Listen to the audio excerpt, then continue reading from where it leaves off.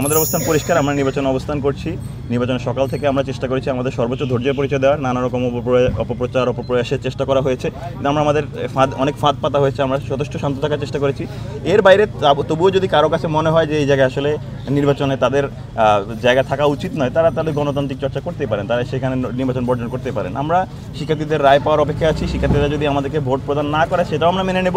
যদি আমাদেরকে বিপুল ভোটে জয়লাভ করেন তাও আমরা মেনে নেব। আমাদের ক্ষেত্রে আজকে আমাদের বিরুদ্ধে কী কী অভিযোগ এসেছিল সেগুলোর যেই অবস্থান এবং একই সাথে আমাদের যারা অন্যান্য দলগুলো রয়েছেন অন্যান্য দলগুলোর বিরুদ্ধে কী অভিযোগ এসেছে এবং সেই জায়গাগুলোতে কী অবস্থান, সেই জায়গা থেকে পাল্লা অধিকাংশই অবশ্যই তাদের দিকেই বেশি যাচ্ছে। আমরা সর্বোচ্চ চেষ্টা করছি। আমরা যে আমাদের আন্তরিকতা নির্বাচন সুষ্ঠু করার ক্ষেত্রে আন্তরিক রয়েছিলাম, সেটার সবচেয়ে বড় প্রমাণ গতকাল রাতে যখন নির্বাচন কমিশনারের অফিস, যে জায়গায় আসলে সবার অ্যাক্সেস থাকার কথা না, শুধুমাত্র নির্বাচন কমিশনারের বডি যারা, তারাই শুধুমাত্র সেখানে অ্যাক্সেস পাবেন। সেই জায়গায় যখন প্রাক্তন শিক্ষার্থীরা থাকেন, বিএনপিপন্থী শিক্ষকরা যেখানে থাকেন, সেই জায়গায় স্বচ্ছতার কত বড় প্রশ্নবিদ্ধ হয় সেটা গতকাল রাতে আমরা প্রশাসনকে কিন্তু অবগত করেছিলাম এবং সকাল থেকে বলেছিলাম যে পোলিং এজেন্টগুলো যেন ভালোভাবে নিযুক্ত করা হয়, পোলিং এজেন্টগুলো যেন যথাযথভাবে কার্যক্রম করতে পারে।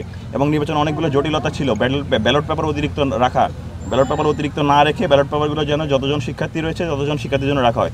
আপনারা লক্ষ্য করে দেখেন আমাদের প্রত্যেকটি দাবি অত্যন্ত যৌক্তিক। আমরা কোনোভাবে আমাদের গোজামিল রাখিনি, ফাঁক ফোকর রাখিনি। আমরা চেয়েছি একটা সুষ্ঠু নির্বাচন হোক।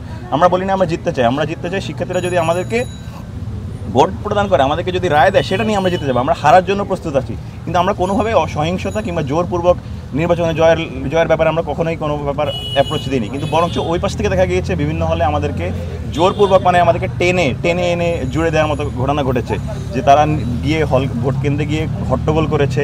সামান্য নখের কালির আধা ঘন্টা ধরে পাওয়া যাচ্ছিল না, সেখানে গিয়ে বলা হচ্ছে যে নির্বাচন কারচুপি হচ্ছে। বাইরে সাংবাদিক যখন একজনকে লিফলেট কেন বিলি করছেন সেটা নিয়ে প্রশ্ন করছেন, তাকে বলা হচ্ছে তাকে শিবিরপন্থী সাংবাদিক। এইগুলো ঘটনাগুলো আসলে প্রতিমান করে যে তাদের আসলে এই জায়গায় স্বচ্ছতার যথেষ্ট ঘাটতি রয়েছিল। সেই জায়গায় উল্টা আমাদের দিকে প্রশ্নবিদ্ধ করা খুবই অবান্তর। আমরা মনে করছি আমরা আমাদের জায়গায় যথেষ্ট স্বচ্ছ থাকার চেষ্টা করেছিলাম। এর বাইরে যদি কোনো কিছু কারো যদি গণতান্ত্রিক চর্চার অধিকার রয়েছে, তারা যদি নির্বাচন বর্জন করতে চায় বা নির্বাচন থাকতে চায়, এটা অবশ্যই তাদের রাইট রয়েছে।